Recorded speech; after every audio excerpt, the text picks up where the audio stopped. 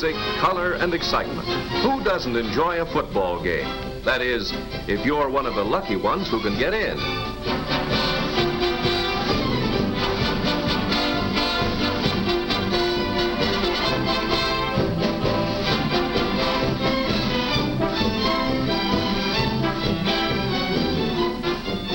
If you're not, well, it's just too bad. But wait a minute. There may be another answer. Yes, thanks to television, that marvel of modern science, even our unfortunate friend and millions of other people can sit back in the comfort of their own homes and enjoy every thrill of the game with no struggle for tickets. Out at the stadium, the television cameramen are seeing to it that you can follow every detail of the game. They're out there on the sidelines, following every important piece of action.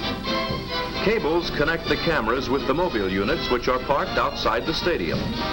And from these trucks, the scenes covered by the cameras are relayed to the main television transmitter. Now let's see what a television studio looks like. It's a mighty busy place when a broadcast is being made from the studio. Great banks of lights swivel down to flood the scene. Cameramen wheel in and out to pick up the action from the angles directed by the director.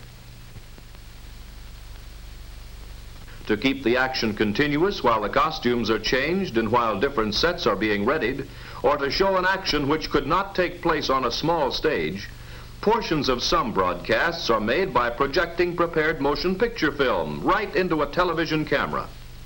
Using the same actors and identical sets, the motion pictures are made in advance. The electrician, the cameraman, the studio manager, and the actors are all controlled by the director. His job is to see that the broadcast proceeds smoothly and without breaks, because the picture on the television screen must be continuous.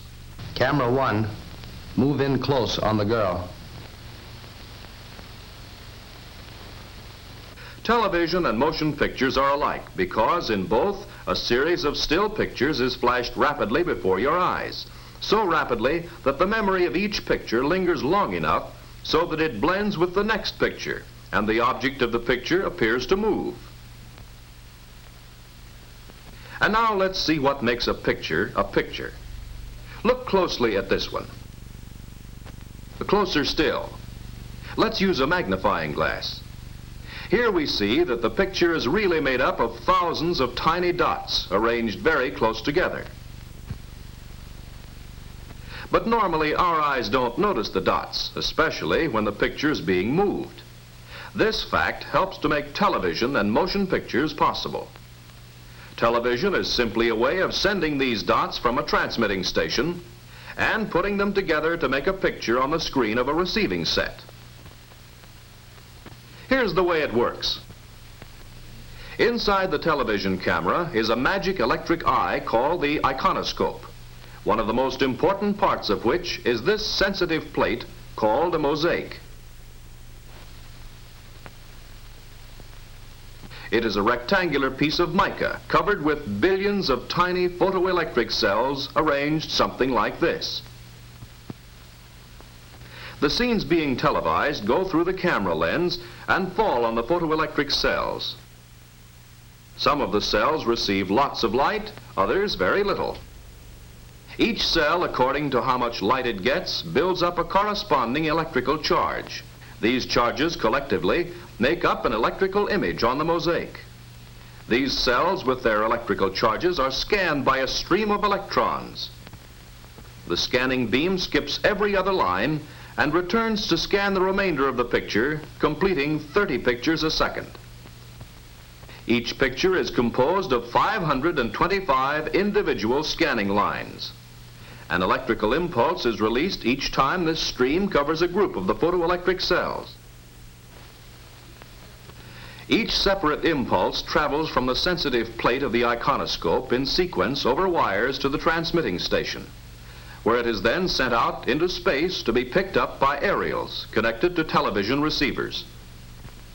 Here, the electrical impulses are carried to another magic tube called the kinescope and are used to control another stream of electrons which bombard the face of the kinescope, which is really the viewing screen. When the beam strikes this fluorescent screen, each electrical impulse is changed back into a spot of light. In other words, each spot of light picked up by the mosaic of tiny photoelectric cells in the television camera creates a corresponding spot of light on the receiving screen. It moves back and forth so rapidly, actually more than 2½ miles per second, that a complete still picture is formed almost immediately. The quick succession of 30 pictures a second produces the apparent motion. That is why the pictures we see on the screen of our television receiver seem to move. Television has come of age. Here, for instance, is a reproduction of one of the first images received on a television screen.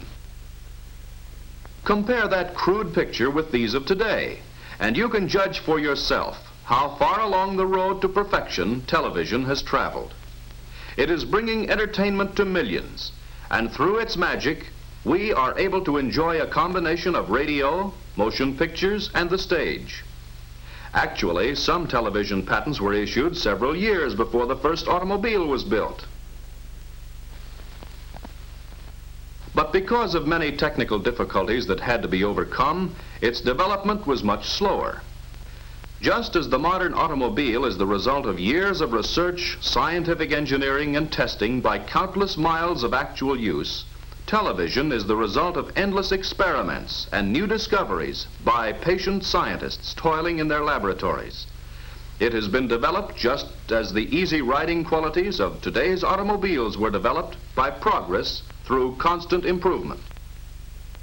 Today we sit back in roomy, comfortably cushioned seats in steel bodies insulated against heat and cold and noise, surrounded by windows of crystal clear glass, controlling the ventilation to our needs, riding smoothly over all kinds of roads in luxury undreamed of a few short years ago.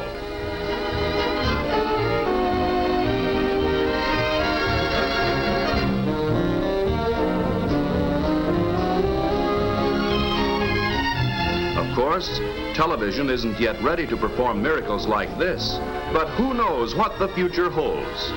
It's fun guessing, though.